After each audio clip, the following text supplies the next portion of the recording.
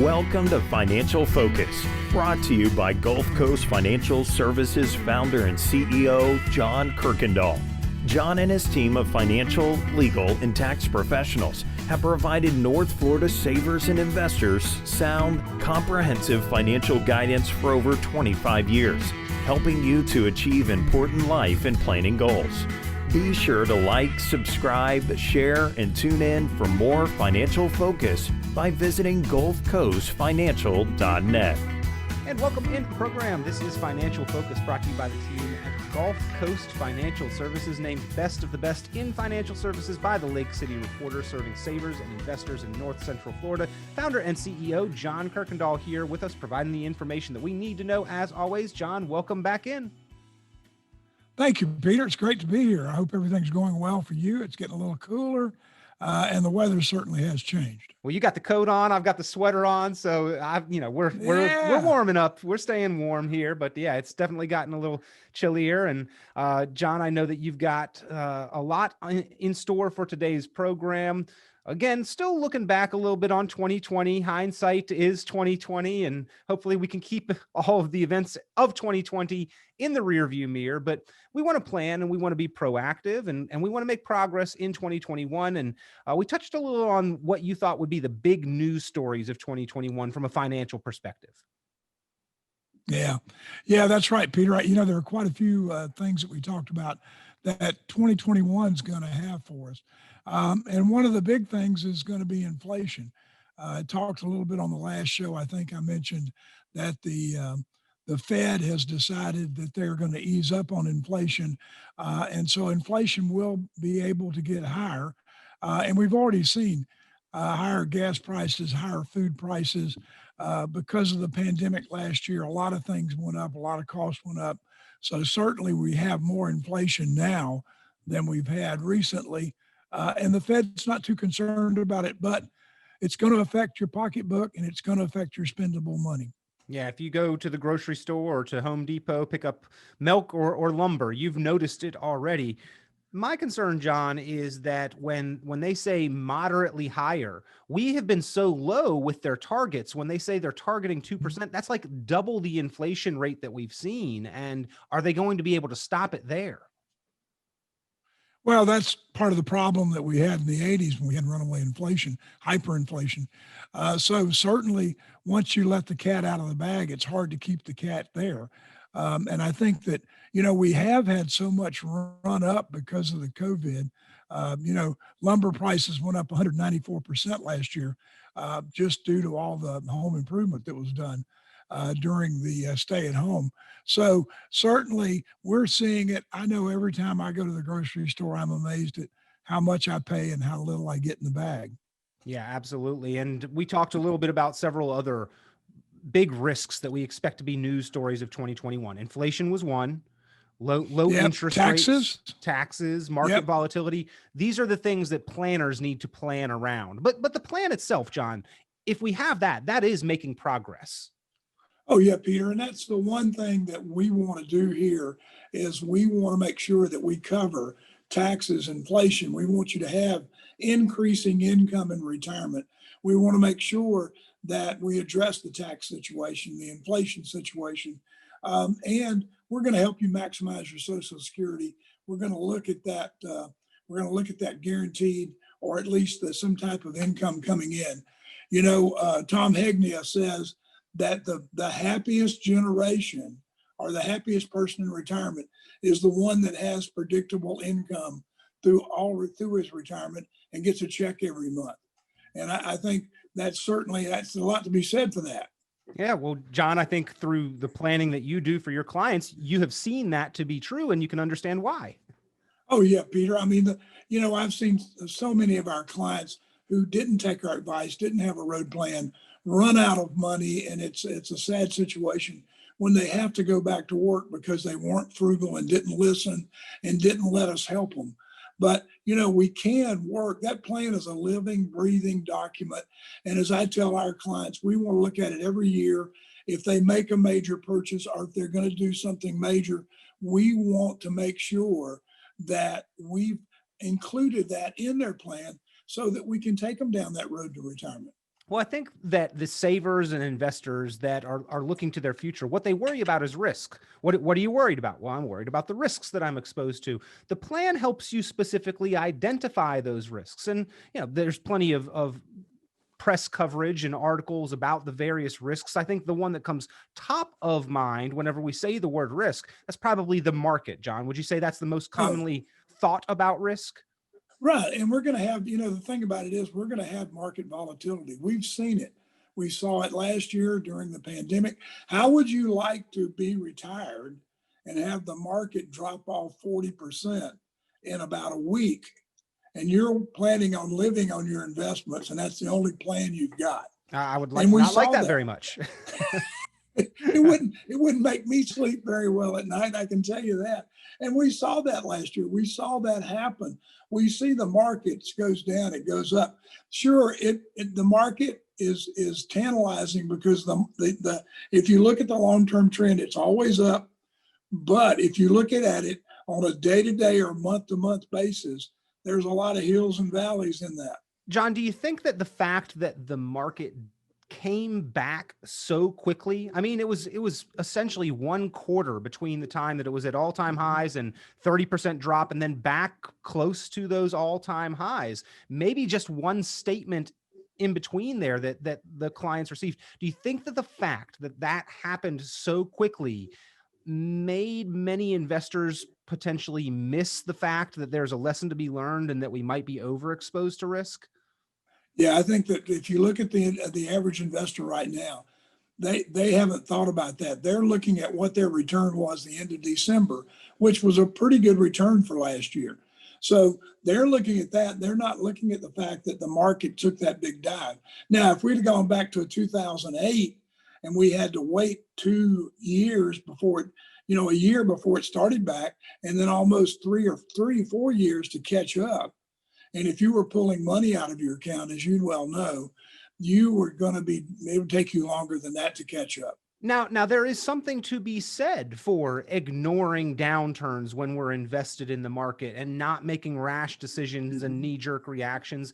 But whether or not we can have that attitude and that approach, John, that determines or is determined by where we are in life and when we think we may need those dollars. And if we're near the point where we're going to need them, then we probably should not just let things ride if we feel like we're overexposed to risk. Well, the thing is, we can't afford to, because if my portfolio is all in stocks and I'm in the market, and that's what my goal is, I'm going to live on that, and the market goes down, then first thing I'm going to do is I'm going to start worrying about it. I can't sleep at night. Next thing I'm going to sell, I'm going to get out, I'm going to go to cash. It's going to make it even worse because I sold at the low. Now I have no returns. I'm making 1% at the bank if I'm lucky. I don't see interest rates going up anytime soon. We can't afford for interest rates to go up. So, it's a double-edged sword there that the most average investor, and if you look at the returns historically for average investors, the average investor without an advisor, his returns are a lot lower than what the market is. Well, the market is one risk. It's probably the predominant risk that we think of. That's sort of uncontrollable and random, and we don't know accurately exactly what to expect there. Another risk, it's a big risk. Most of us think of it probably more as a headache, but tax risk. And that's something that is very predictable and we can plan around. Yeah, and the one thing we've got to understand is that taxes are going up. I mean, the president said that they're going to go up. They sunset anyway in 2025 for everyone.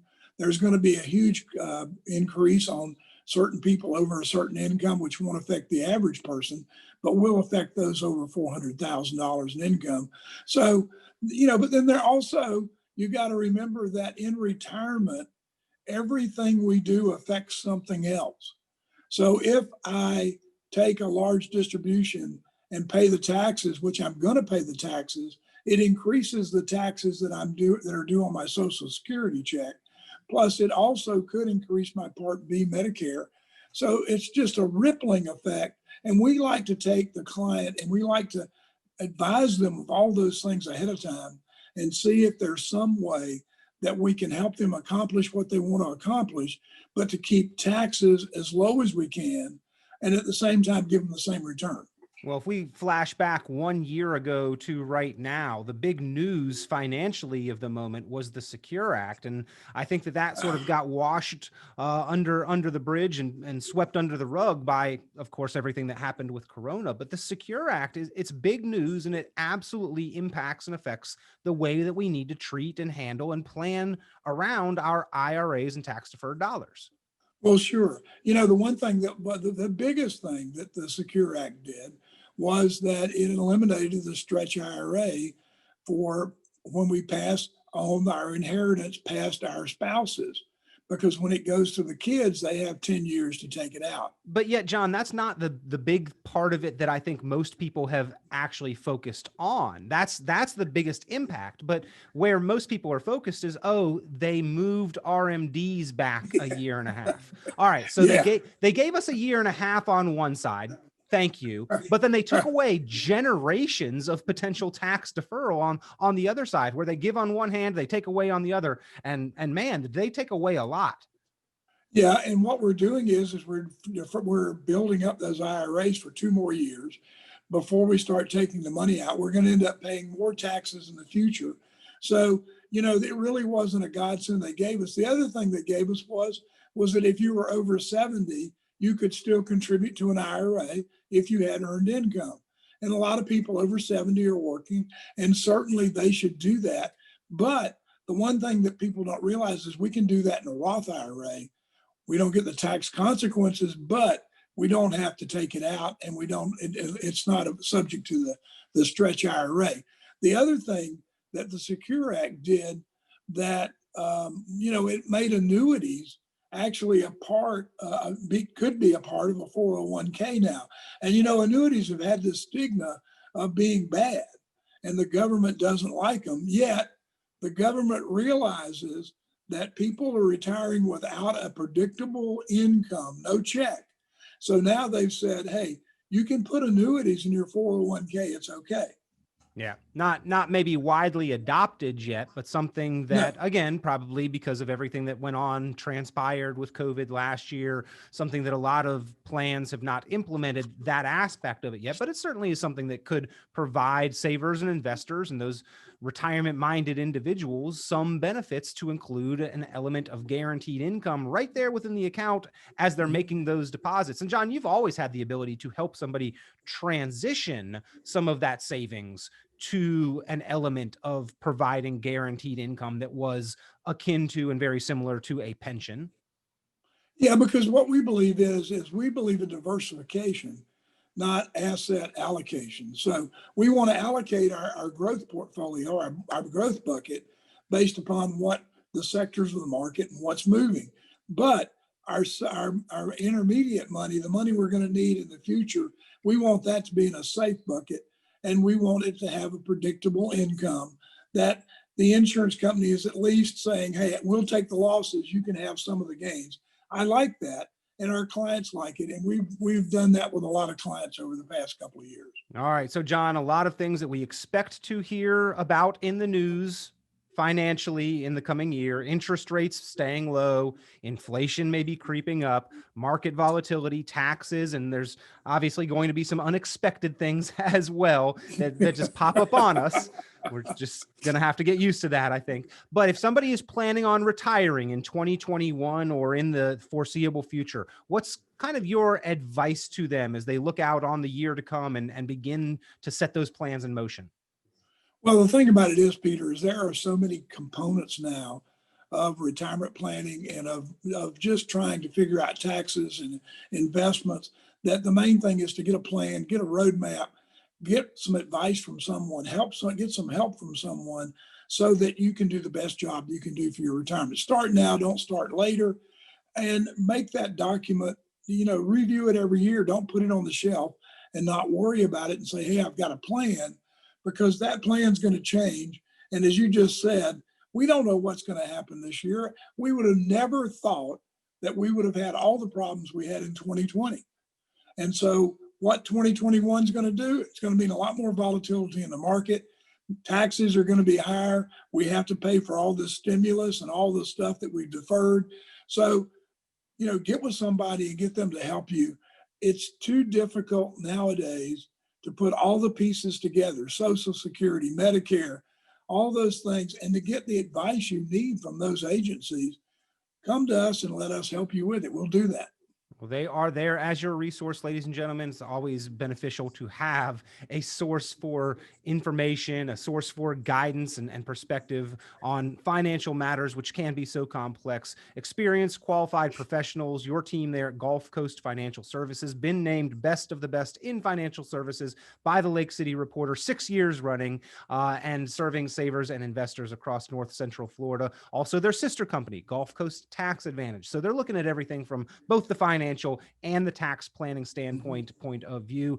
Very helpful in achieving your goals, building that money, and then keeping as much of it as possible. Pick up the phone, give them a call, 386-755-9018, 386-755-9018. Each of those is kind of half of the game, right, John? You got to build the money in the first half. You got to keep as much of it as you can in the second half. Yeah. Well, the thing you got to remember is that you're working for somebody in the first half. In the second half, you're going to be paying yourself. So what kind of paycheck do you want the second half of life?